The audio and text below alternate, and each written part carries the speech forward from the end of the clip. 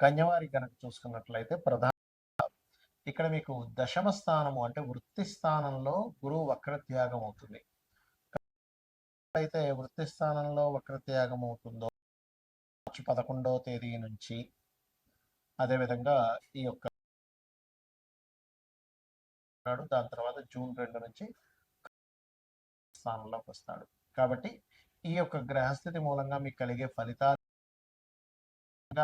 గురువు మీ రాశిలో కనుక వక్రించుంటే ఏమిటి, ఏ దేవతారాధన చేసుకోవాలి, ఎటువంటి విషయాల పట్ల మీరు జాగ్రత్తగా ఉండాలి అనేటువంటి అంశాలు చెప్తుంది నేనైనప్పటికీ చెప్పిస్తుంది సాక్షాత్ దశమ స్థానంలోకి వక్రత్యాగం అయినందుకు ఒక రకంగా చెప్పాలంటే మీకు మరియు మీ జీవిత భాగస్వామికి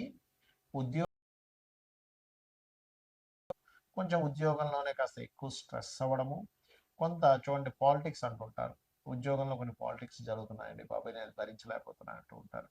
అటువంటివి జరగడం అనేటువంటిది చాలా స్పష్టంగా చూపిస్తుంది.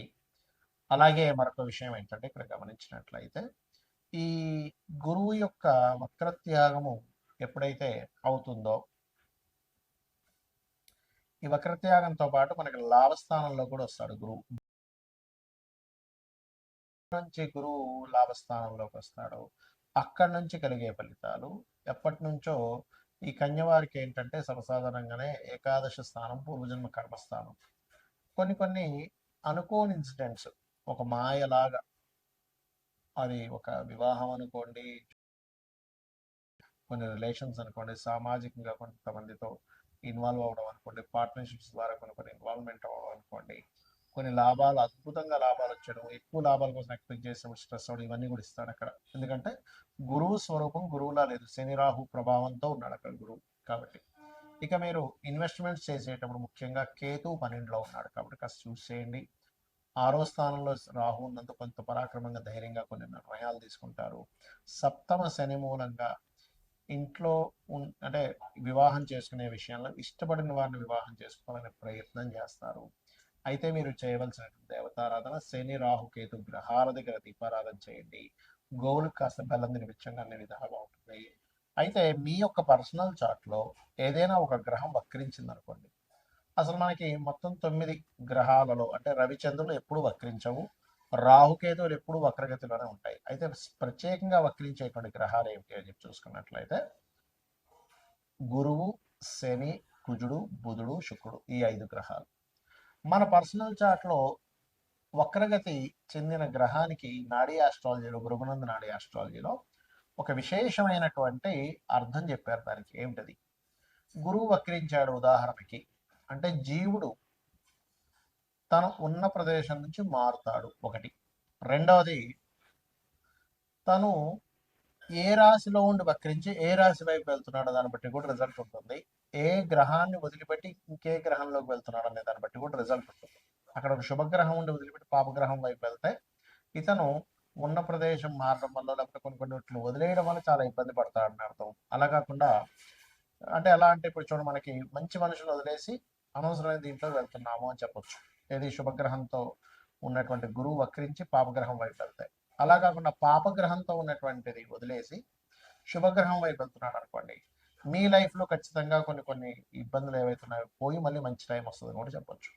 అయితే జూపిటర్ వక్రగతి అనేటువంటి పాస్ట్ చెప్తుంది. ఏ గ్రహమైన వక్రగతి అంటే పూర్వజన్మల్లో కొన్ని దేవతా సంబంధించినటువంటివి, గురు సంబంధించినటువంటివి, అదేవిధంగా స్పిరిచువల్ రిలేటెడ్ సంబంధించినవి, గురువు సేవ సంబంధించినవి కొన్ని మీరు పెండింగ్లో ఉన్నారు,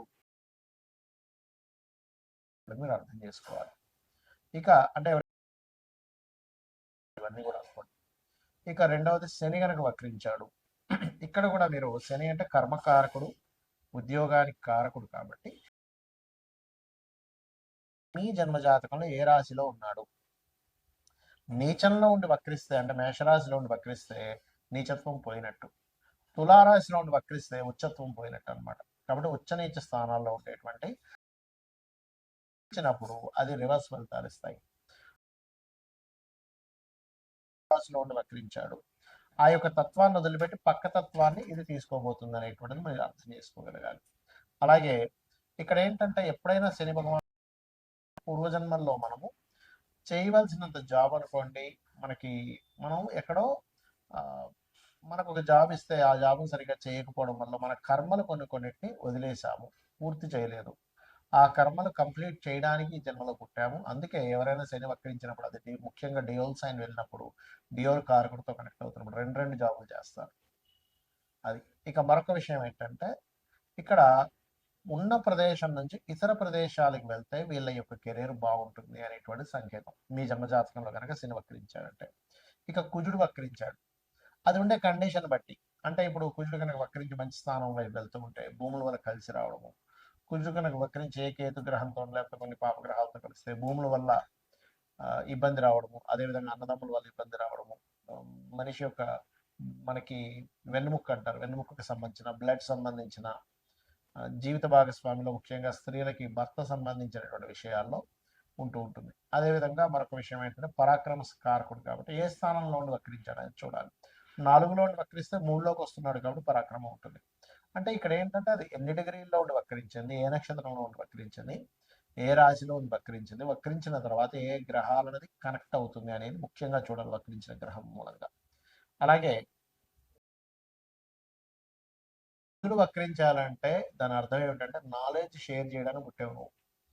నీవు ఎంత నాలెడ్జ్ని షేర్ చేస్తూ ఉంటే లైఫ్లో అంత ఎదుగుతూ ఉంటావని దీని యొక్క అర్థం. అదేవిధంగా పూర్వజన్మల్లో కొన్ని రిలేషన్స్ పోగొట్టుకొని మరలా ఆ రిలేషన్స్ కనెక్టివిటీ కోసం ఈ జన్మ ఎత్తడం జరుగుతుంది. బికాజ్ ఆఫ్ బుధుడు ఇస్ రిలేషన్స్ కారకుడు. ఇది ప్రధానంగా గుర్తుపెట్టుకోవాలి. ఇక శుక్రుడు, శుక్రగ్రహం ఎప్పుడైనా సరే గుర్తుపెట్టుకోండి, శుక్రుడు ధనకారకుడు కాబట్టి ధనము ఉన్న ప్రదేశం నుంచి ఇతర ప్రదేశాలకు వెళ్ళడం వల్ల వస్తుందని చెప్పొచ్చు. లేదా ఇతర ప్రదేశాలకి వెళ్ళినప్పుడు కొంతమందికి ఇబ్బంది జరుగుతుంది. ఎప్పుడంటే పక్క రాసుల్లో వక్రించిన రాశి, అంటే ఉదాహరణకి మేషంలో వక్రించాడు, మీనంలోకి వెళ్తున్నాడు, ఉచ్చస్థానం వైపు వెళ్తున్నాడు. అలా కాకుండా మీనంలో ఉచ్చస్థానంలో వక్రించాడు, ఉచ్చస్థానం పోగొట్టుకుంటుంది. అదేవిధంగా ఏ రాశిలో అయినా శుక్రుడు వక్రించినప్పుడు ఆ వెనక రాశిలో ఉండే ప్లానెట్ ఏమిటి, ఆ వెనక రాశిలో ఉండే ప్లానెట్ యొక్క స్థితి ఎలా ఉంది కూడా చూసుకోవాలి. ఇక మీరు ఈ గ్రహాలు వక్రించినప్పుడు దానికి సంబంధించిన అంటే కొంతమందికి అనుకోండి స్త్రీలకు చేయాల్సిన కొన్ని బ్యాలెన్స్ ఉండిపోయాయి. అంటే చెల్లి అనుకోండి, భార్య అనుకోండి. అదేవిధంగా అందుకే కొంతమంది సప్తమంలో కనుక తన శుక్రుడు వక్రిస్తే జీవిత భాగస్వామి దూరంగా వెళ్ళడం, జీవిత భాగస్వామితో ఏదో కారణం చేత దూరంగా ఉండడం కూడా జరుగుతుంది లగ్న సప్తమాల్లో వక్రించినప్పుడు. ఇక ఇవన్నీ ఒక ఎత్తు అయితే మీ పర్సనల్ చార్ట్లో మనం ఫలితాలు ఎలా అయితే చెప్పుకుంటాం, పర్సనల్ చార్ట్లో ఉండేటువంటి లగ్నం నుంచి 12 భావాధిపతులు ఎలా ఉన్నాయో చూసుకోవాలి. అంతేగాని ఎల్నాడు శని వల్లే నాకు ఇబ్బంది వస్తుంది, కాల్సపు దోషం వల్ల ఇలా వస్తుందని అనుకోవడం కాదు. ఇవి చూసుకుంటూ మీకు సరే మీ జాతకం తెలుగుతుంది రెగ్యులర్గా రోజు లలితా సహస్రనామాల యొక్క శ్రవణం కానీ పఠనం కానీ చేయండి. ఖచ్చితంగా మీకు బాగుంటుంది. శ్రీమాత్రే నమః.